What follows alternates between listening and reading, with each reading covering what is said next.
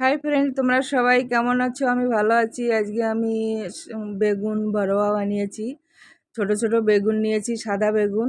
সবাই কালো বেগুন দিয়ে বানায়, আমি সাদা বেগুন দিয়ে বানালাম। মশলাটা ওর ভিতরে সব ভরে দিয়েছি।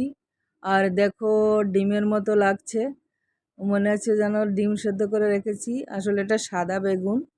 আমার মশলাটা সব ভরা হয়ে গেছে। এবার কড়াতে তেল দিয়ে বেগুনটাকে একটু ভেজে নিচ্ছি।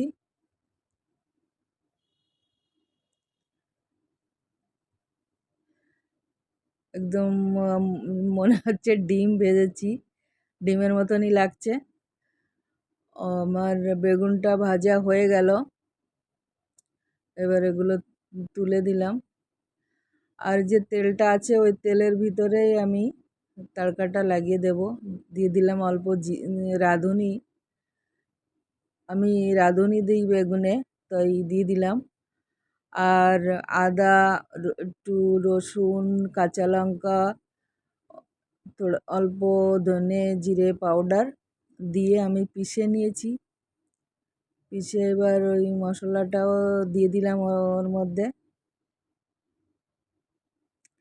মশলাটা এবার আমি একটু কষে নেব। আর টমেটো বেটে রেখেছিলাম, ওই টমেটোটা দিয়ে দিলাম।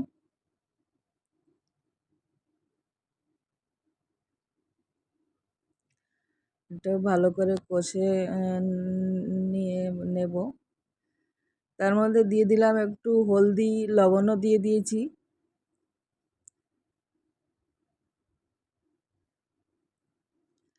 এই মশলাটা কষা হয়ে গেছে, এবার আমি একটু জল দিয়ে দিলাম।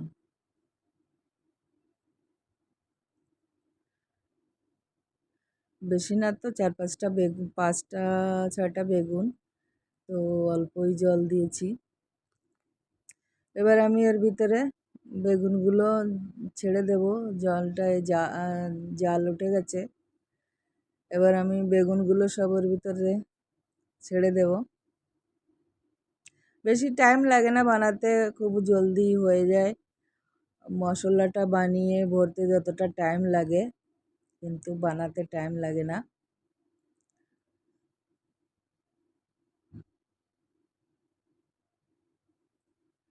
এবার আমি একটু ঢেকে দেব, ওই 5-6 মিনিটের মতো ঢেকে দিয়ে এবার ঢাকনাটা তুলে নিলাম।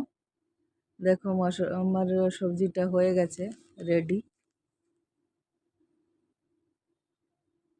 এভাবে তোমরা বানিয়ে খেয়ে দেখবে, খুব টেস্টি হয়।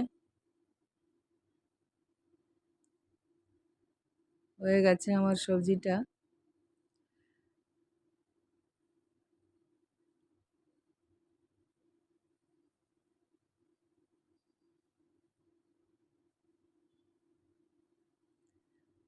এবার এটাকে নামিয়ে দেব।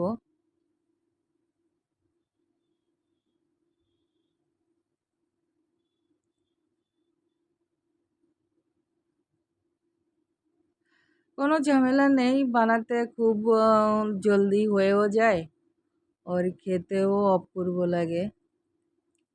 নামিয়ে দিলাম সবজিটা।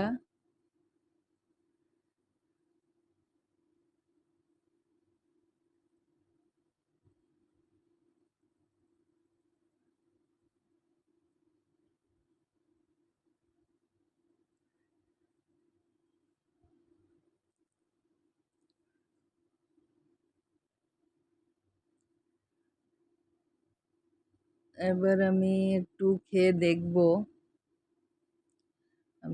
আমরা খেতে বসে গেছি। তো নিয়ে নিলাম একটা বেগুন আর একটু তরি, মতলব কষা কষা বানিয়েছি।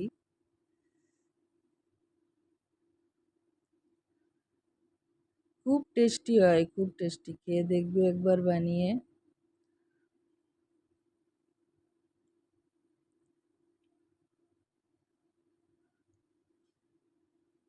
বেগুনটা এই সাদা বেগুন দিয়ে বানালে না, একদম মাখনের মতো গলে যায়। দারুণ হয়েছে, দারুণ, খুব টেস্টি। তোমরা বানিয়ে খেয়ে দেখবে, দারুণ।